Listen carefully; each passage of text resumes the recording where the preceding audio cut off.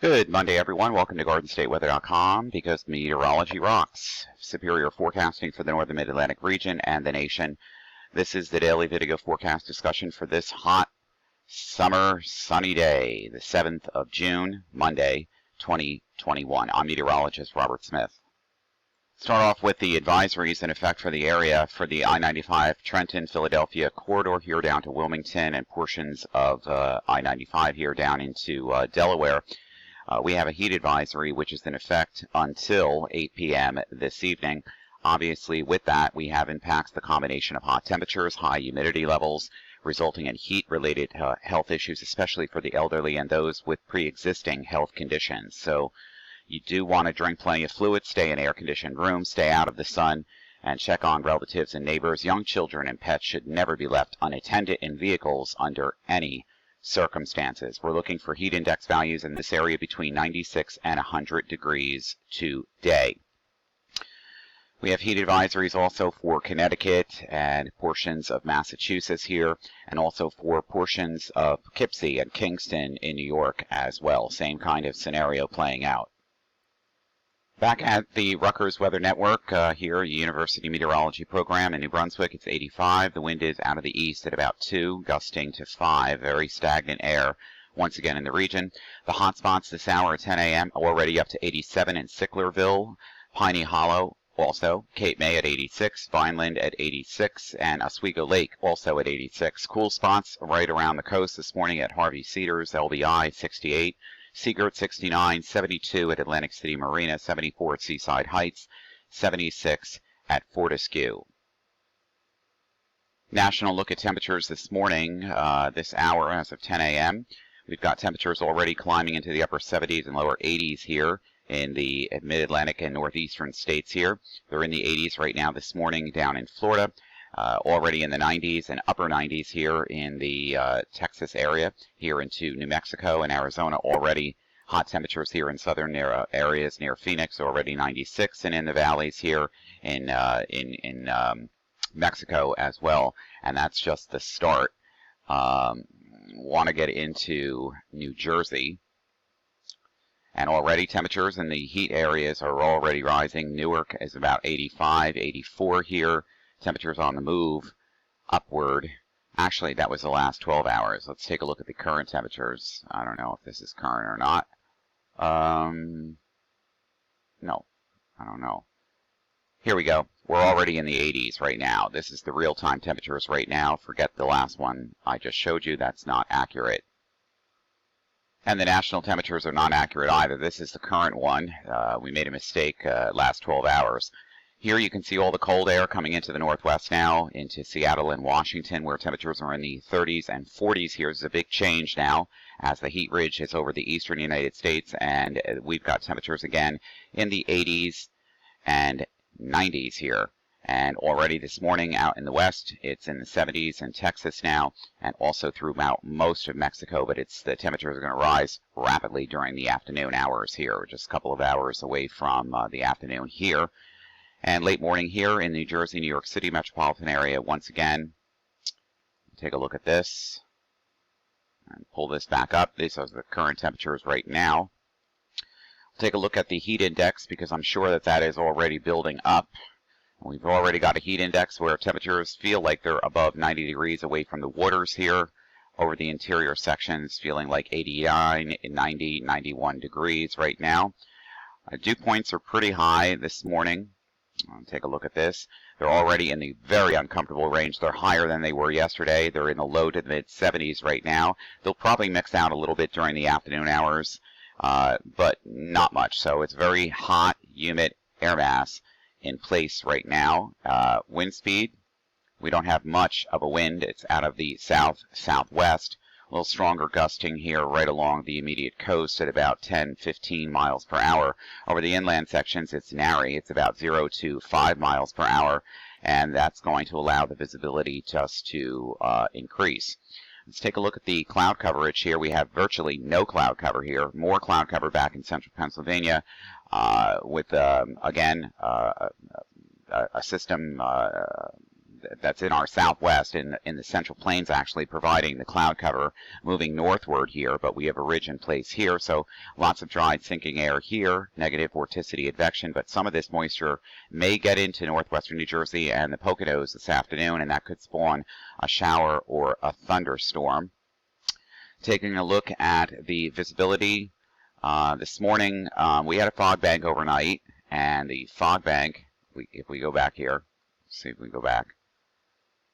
This doesn't want to work. Let's see.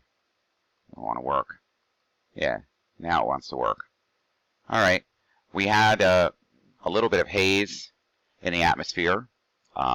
Visibility is being reduced early this morning in some haze and some fog here. The grays here are fog, and the fog bank was off of the Jersey coast, and some lower visibilities right along the coast early this morning, just about sunrise. The fog bank just remains offshore now, but close enough to the coast. And if we took a look at the satellite imagery, that's probably going to tell the story. Let's see, back this up here. I'll get into weather data here. Get into this and get into localized sectors. Let's do this. Let's get into New Jersey here. Click, click, work. Here's some clouds here. This is the visible satellite imagery. Here's all the clouds, cumulus clouds and lower thickening clouds here in central Pennsylvania. If you looked at the composite radar, this is going to show up. Yeah, there's a few showers around here. Nothing is here. This is all ground clutter near the radar site. Quickly taking a look at the current relative humidity values in the 60s and 70s right now, but the air is saturated. And I want to pull this out for a second, go back into continental sectors here. I'll pull this up. Here's our upper level low spinning around here in the central southern plains. We move this along here, and you can see the showers and thunderstorms again on the western side of the ridge here, building up into the Ohio and Tennessee River Valley areas. Some moisture also advecting in around the high here off of the Carolina coast. Everything else seems to be copacetic. Wanted to look at the low level water vapor here, and this is it. And here is the billowing up of those showers and thunderstorms across Texas and portions of the southern plains here. And look at all this tropical moisture. We've got high pressure off of the mid-Atlantic coast and Bermuda here, and that is pumping in a southwesterly flow. Tropical moisture all the way streaming up from the Gulf Coast into the Tennessee, Ohio, River Valley area. Eventually, this and this will be pushed east, and this here is going to provide showers and thunderstorms with tropical air mass in place over the next couple of days.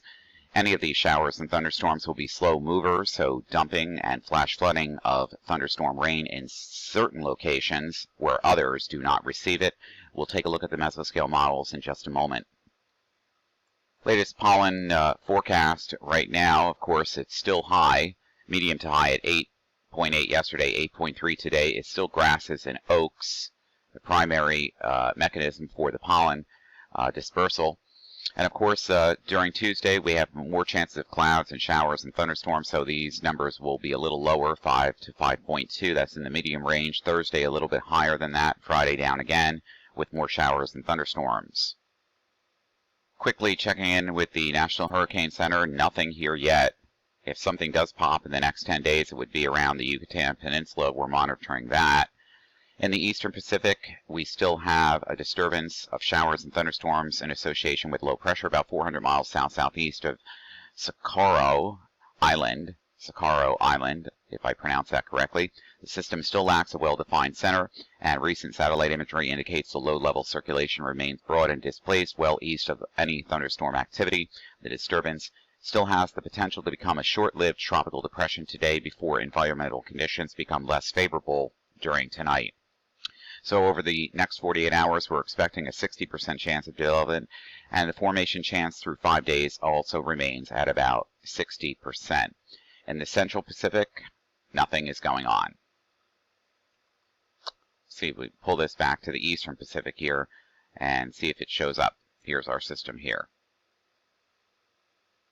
U.S. surface chart from weatherroanoke.com using digital atmosphere software. Here's our high pressure ridge well off the mid-Atlantic coast, bumping in a southwesterly flow now as temperatures rise. We've got tropical moisture coming in from the Mississippi, Tennessee, and Ohio River Valley area streaming northward. It's going to take time for this precipitation to get in here, but it will. And this tropical air mass that's in place is going to produce showers and thunderstorms across the region over the next couple of days. More so, we have this frontal boundary here across the upper Midwest sneaking and snaking its way down through the Colorado Rockies here, where it's become nearly stationary at this point because of this ridge off to the east and this upper level low and surface low here across Texas. Upper level low is in here. The surface is tucked in just to the southwest of that, providing showers and thunderstorms.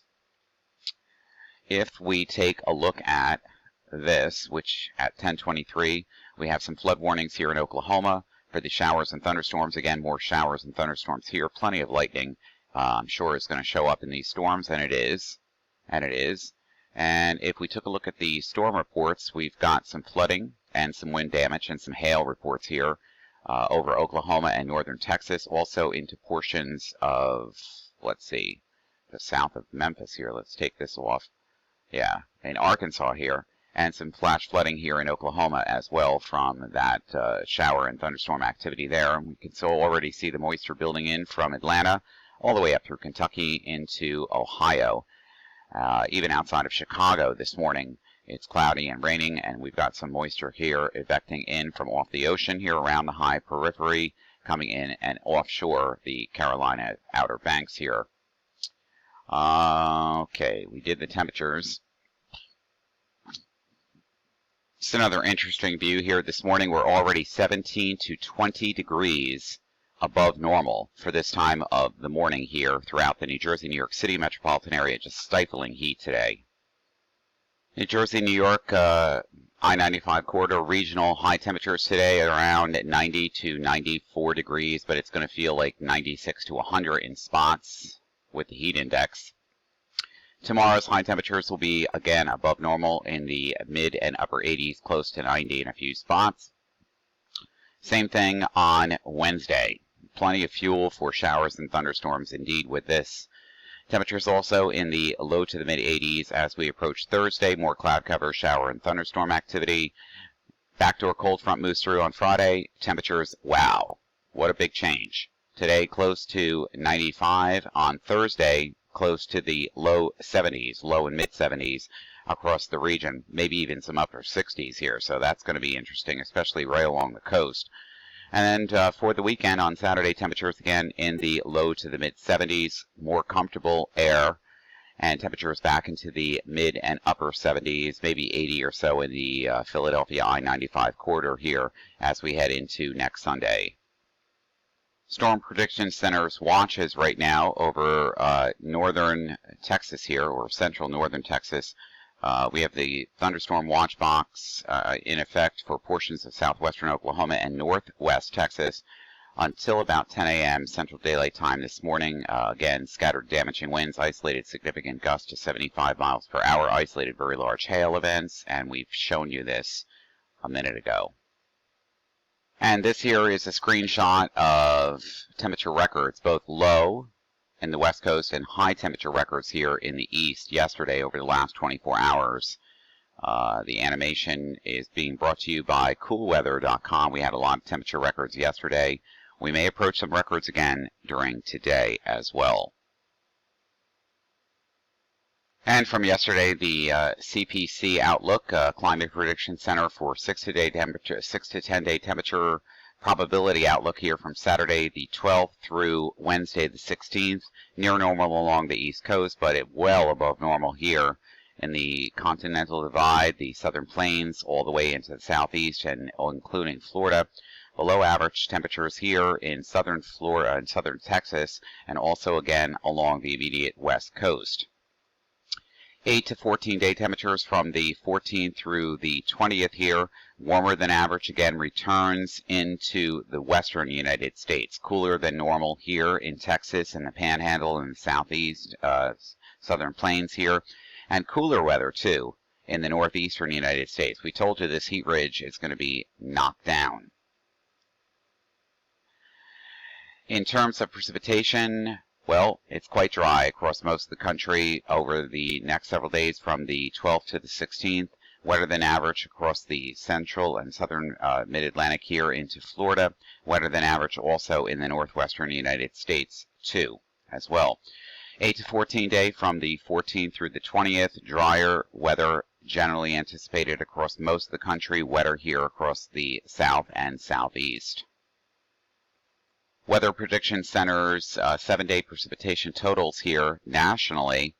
It's going to get quite wet here across the eastern United States with all that tropical moisture in place, showers and thunderstorms. Let's see if we can go in local here. I think we can. Over the next 10 days, we're expecting, a half of an inch to an inch and a half. Obviously, this is probably underdone because of the fact that we're going to have so much tropical moisture this week with showers and thunderstorms. So this is an average of the total rainfall that the Weather Prediction Center is seeing, but I'm not seeing this as to be correct. I'm seeing a lot more precipitation in showers and thunderstorms than what this is showing. And fresh off the press is the 12Z NAM convective model here. We're looking at precipitable water values in the atmosphere, tropical moisture that would allow for any kind of sea breeze front, mesoscale boundary, any kind of lifting mechanism in the atmosphere to produce showers and thunderstorms across the region. Anything over an inch in water vapor, liquid water vapor equivalent here would produce shower and thunderstorm activity, and we're seeing that in the yellows and reds here. Got plenty of tropical moisture coming in as we head into tomorrow especially. Today, not so much. There's still going to be some shower and thunderstorm activity, and that could pop up in northwestern New Jersey, the Hudson River Valley area. Not so much near the coast today, but tomorrow that changes. We get into a tropical airstream here where the moisture from the Ohio and Tennessee River Valley area shifts east to the coast as the high pressure ridge moves away slightly, but still in control. And any of this water vapor is capable of heavy downpours because the wind is going to be nearly parallel to the flow aloft. So, we've got weak steering currents aloft, and any shower and thunderstorm activity that occurs will be provided by the water vapor being lit up as such, approaching 1 to 2.5 inches of water vapor here, liquid equivalent, if you will. And again, as we head into Wednesday morning, Wednesday afternoon, Wednesday evening, Thursday, this brings us to Wednesday in the afternoon. Again, more tropical downpours are possible in these areas here. Notice this is the backdoor cold front that's coming in for later Thursday and Friday, changing our temperatures around with drier air. So it's a fight between the high pressure ridge and this high pressure ridge. And between the two of these things, well, there's going to be some downpours here.